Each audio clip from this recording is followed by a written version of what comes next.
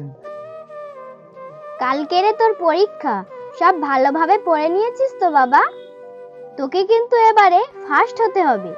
হ্যাঁ মা, অনেক পড়েছি। মা কালকে যদি আমি ফার্স্ট হই তাহলে কালকের মাংস দিয়ে ভাত খাওয়াবো তো? হ্যাঁ বাবা, তুই কালকেরে ভালোভাবে পরীক্ষাটা দিয়াই আমি তোকে মাংস দিয়ে ভাত খাওয়াবো। কালকে মাংস দিয়ে ভাত খাবো, কি মজা কি মজা।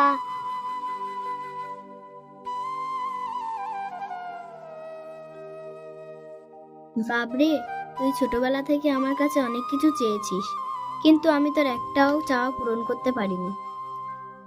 দেখি কাল কাজে গিয়ে কি হয়, যদি ভালো টাকা পাই তাহলে তোর জন্য মাংস আনবো।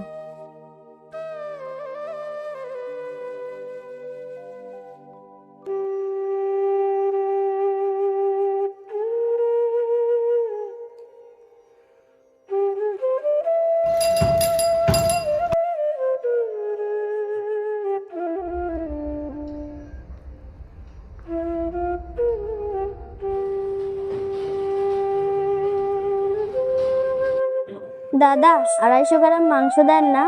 250 গ্রাম মাংস বিক্রি করি না বোন। দেন না দাদা, 250 গ্রাম মাংস। এমন করেন কেন? আরে বোন, বললাম তো 250 গ্রাম মাংস বিক্রি করি না। আধা কেজির নিচে এখন কেউ মাংস বিক্রি করে নাকি? জান তো এখান থেকে।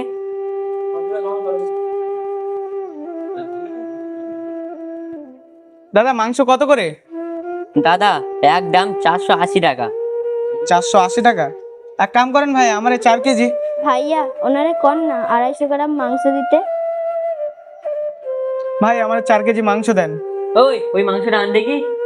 ভাই কর না 250 গ্রাম মাংস। এই বোন, জান তো এখান থেকে, জান। এই বেটা, একে তারা তো এখান থেকে। আইসে আমার 250 গ্রাম মাংস নিতে। আরে ভাই কি হয়েছে? আরে ভাই, আজকাল বাজারে কেউ আধা কেজির নিচে মাংস বিক্রি করে? আইসে 250 গ্রাম মাংস নিতে। আপনি জানতে এখান থেকে। পকেটে টাকা নেই, আইসে আবার মাংস খেতে। বোন, ওনারা তো খুচরো 250 গ্রাম মাংস বিক্রি করে না, আর 250 গ্রাম মাংস তো খুব কম। ওইটুকু মাংস নিয়ে তুমি কি করবে? আসলে ভাই, মা কালকে যদি আমি ফার্স্ট হই তাহলে কালকের মাংস দিয়ে ভাত খাওয়াবো তো? হ্যাঁ বাবা, তুই কালকেরে ভালোভাবে পরীক্ষাটা দিয়াই আমি তোকে মাংস দিয়ে ভাত খাওয়াবো।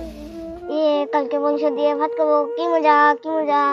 ছেলেটার আমার ছোটবেলা থেকে পাপ নেই, ছোটবেলা থেকে অনেক কিছুই চেয়েছে, একটাও চাওয়া আমি পূরণ করতে পারিনি। এবারেও মনে হয় হলো না।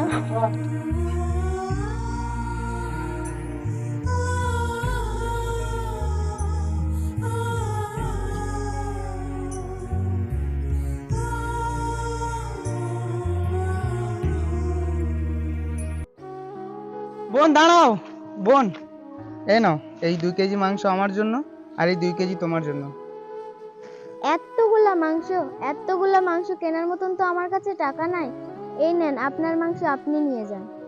দাদা বলেছিলেন না, আজকে না হয় দাদা হয়ে বোনের ছেলের ইচ্ছেটা পূরণ করি, মাংসটা আপনি নিয়ে যান।